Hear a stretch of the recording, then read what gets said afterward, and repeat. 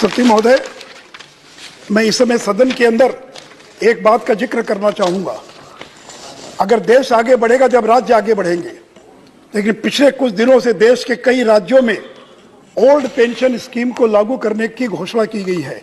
मैं हाथ जोड़कर आग्रह करूंगा, और यहीं चिदम्बरम साहब बैठे हैं, डॉक्टर मनमोहन सिंह थे जिन लोगों ने ओल्ड पेंशन स्कीम के स्थान पर न्यू पेंशन स्कीम इस देश में जो प्रारंभ हुई थी उसको सारे राज्यों को एक फोरम पर लाने का काम किया था। और अब कई राज्य सरकारें करें कि हम ओल्ड पेंशन स्कीम में जाएंगे। सती महोदय, इस समय 5,76,000 करोड़ 5,76,000 करोड़ पर ईयर हमको केवल पेंशन के रूप में स्टेट और सेंटर को और भुगतान करना पड़ रहा है।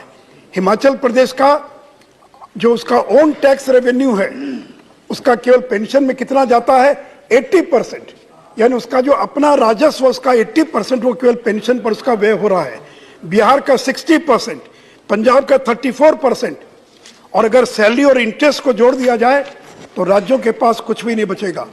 इसलिए मैं राज्यों से आग्रह करूंगा कि आज का बोझ भविष्य की पीढ़ी पर डालना ये बहुत बड़ा अपराध होगा। It is sinful, unprincipled, unethical to create liabilities to government in future.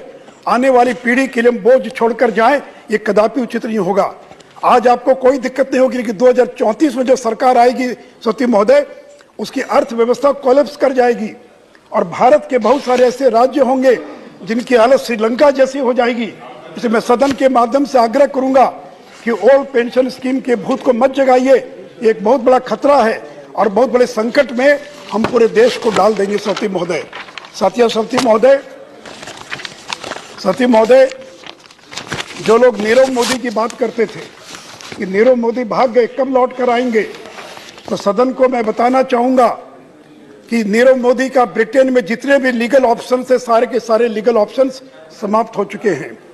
और हो सकता है कि अगर European court of human rights ने या ब्रिटेन ने उसको असाइलम नहीं दिया तो अगले 28 दिनों के भीतर नीरव मोदी और भारत लौटकर आ सकते हैं। सती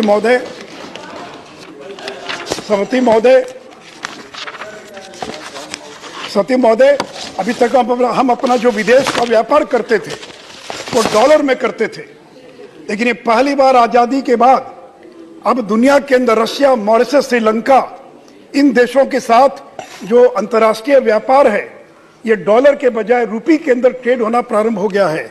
और स्पेशल वॉस्ट्रो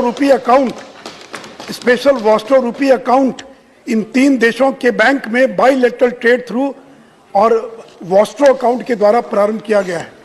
और अंत में सती महोदय, आदरणीय प्रधानमंत्री जी का सपना है और प्रधानमंत्री जी चाहते हैं कि 5 ट्रिलियन इकोनॉमी डॉलर की अर्थव्यवस्था हम देश को पहुंचाना चाहते हैं। और 5 ट्रिलियन इकोनॉमी का मतलब क्या होता है, 413 लाख करोड़। अभी हमारा जीडीपी 258 लाख करोड़ है, and we want that India should achieve 5 trillion dollar economy. 5 trillion dollar economy का मतलब 413 लाख करोड़। और 2026-27 तक भारत हर हालत में 5 ट्रिलियन डॉलर इकोनॉमी तक पहुंच जाएगा। और साथ ही साथ आदरणीय प्रधानमंत्री जी ने ऐलान किया है कि जब भारत आज़ादी का 100वां वर्ष मनाएगा 2047 में, तब तक हम भारत को एक विकसित देश में परिवर्तित करने में हम सफल होंगे। तो 2047 तक आज जो एक विकासशील भारत है, 2047 तक वो विकसित भारत के अंदर और परिवर्तित हो जाएगा। इसलिए सती महोदय, आदरणीय प्रधानमंत्री जी के नेतृत्व में अर्थव्यवस्था के क्षेत्र में जो काम हो रहा है, और जहां यूपीए के सरकार में एक से एक बड़े विद्वान थे, अर्थशास्त्री थे, उनके जमाने में इन्फ्लेशन का क्या हाल था, उनके जमाने में करंट अकाउंट डेफिसिट का क्या हाल था, उनके जमाने में ग्रोथ का क्या हाल था, और आज निर्मला सीतारमण जी यहाँ बैठी और आज देश में प्रधानमंत्री के नेतृत्व में हमने दुनिया की सबसे तेज अर्थव्यवस्था में भारत को बदलने का काम किया है। इन्हीं शब्दों के साथ मैं इस बजट का समर्थन करता हूँ। हिमाचल प्रदेश की ताजा तरीन खबरों के लिए हमारे चैनल को सब्सक्राइब, लाइक और शेयर जरूर करें। बेल आइकन भी दबाएं ताकि हर खबर की नोटिफिकेशन आपको मिले।